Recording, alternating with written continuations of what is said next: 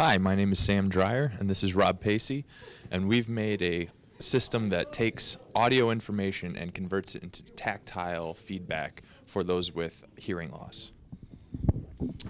So if you see this is the computer right here, and we have the microphones and the vibration motors. When the sound goes in here, it comes into the computer. The computer then compares the two microphones on either side, and when it knows which side the microphone hears stuff on, it vibrates the appropriate motor.